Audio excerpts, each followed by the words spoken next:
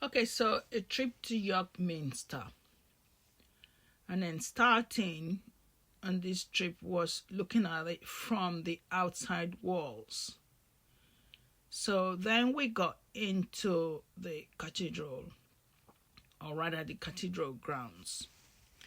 So this Minster or cathedral is a Gothic style cathedral in York.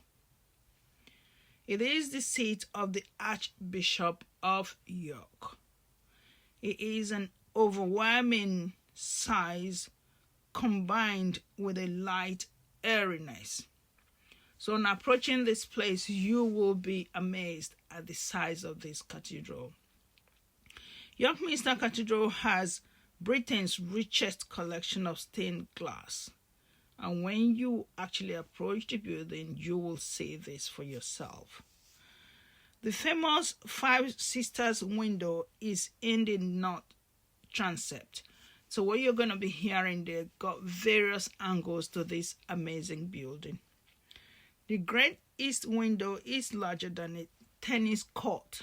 Now that is amazing. Imagine the size of it. And is the biggest stretch of window of medieval glazing in existence. This window is larger than the size of a tennis court. York was the capital of the north of England for centuries, and the Gothic cathedral is the biggest of similar structure in England. York was built as a strategic point on the river Ouse, O-U-S-E, in medieval times, and could be, reached by sea-going ships. York was an arboretum, and this was a major name.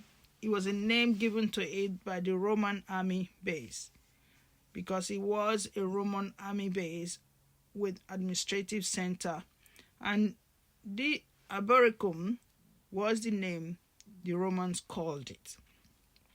The remains of the Roman headquarters can be seen beneath the Minster's Colosseum, a colossal main tower. So if you were an archaeologist and you were that curious, the remains of this Roman administrative base is actually underneath the grounds of this cathedral. In Anglo-Saxon times, York was an early center of Christianity. So it was one of the first places that Christianity actually happened in England. And it had a wooden church built in 627, which was used to baptize Edwin, the king of Northumbria. And the Anglo-Saxon church was rebuilt in stone in 637 and later 790 on a grander scale. So there's so much history that came about with this cathedral. Started from a wooden building, and then later they started slowly changing it into a grander scale with stones.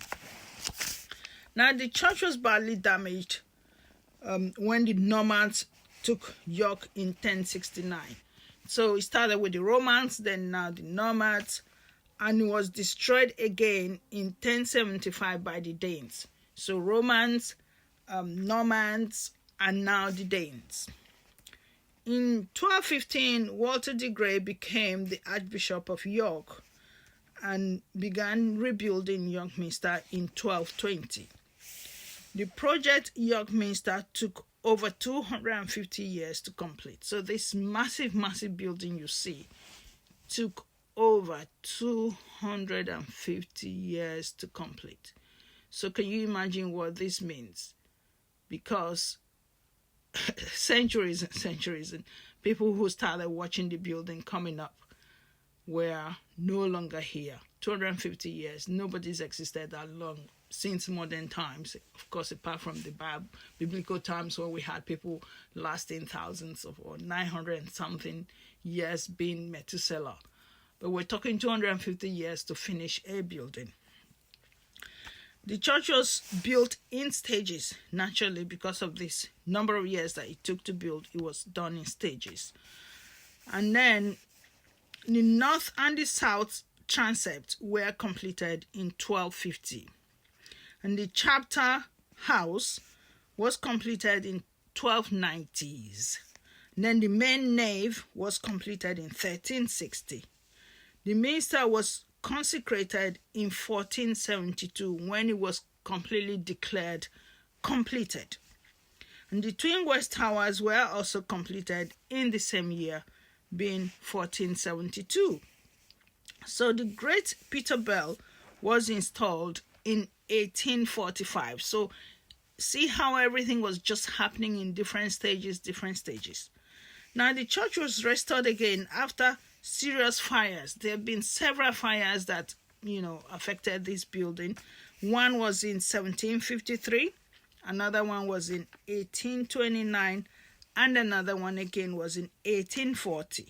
And yet there was another fire in 1984 when lightning struck the south transept. So this building had seen several fires come and go, and what's been happening is they keep restoring it. So conservation work has continued since then, and this was since 1984 when the last fire struck.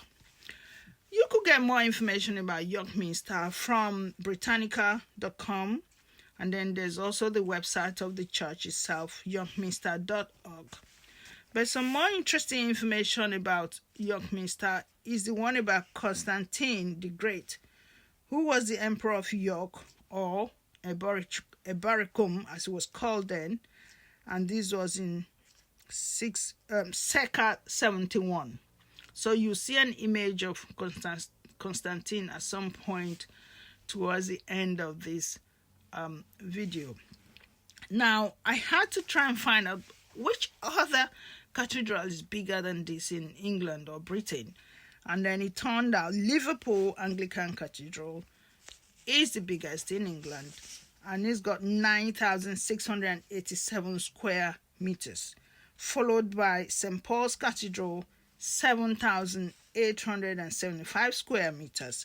Then York Minster itself with 5,927 square meters. Now, with this little bit of information, I am curious, and I will try and find out these two other cathedrals that's bigger than this one. Because when I saw York Cathedral, I thought this was the biggest I've seen, which is the biggest I have seen. But I thought it was the biggest of them all, but apparently not. Because before then, I've been to Lincoln Cathedral, and that is another massive one. So how do you get to York? All UK stations somehow will be able to take you to York itself by train. But you need to book your ticket ahead of time in order to have a good ticket price. And I tried to find out what kind of trains come to York. LNER, one of my favorite train service, comes to York. And then there's East Midlands Railway, there's Cross Country Railway, there's Northern Trains, there's Grand Central Train, and then there's Transpennine. So all these trains will come to York. Now, York has so much history, being the capital of the North, according to earlier times. It has so much historical buildings that could really engage your mind and bring so much history to your understanding. Now, one of the things I always say to all of us who are into tourism or who are curious about places is, when you book a ticket and you want to go see a place, do a little bit of research and see what else you could see there. Tourism is not just about going to go have fun and relax and enjoy. That's Constantine in this clip you can see now. It's about seeing what history this place has to offer you and what happened before we got here. So York is one of those places that you see that, and so many more places in England, so many more places in the UK. But this is what Kawa Tourism brings to you, bringing history alive. So that's York for you. See you in the next video when we see another amazing, exciting place. Follow us.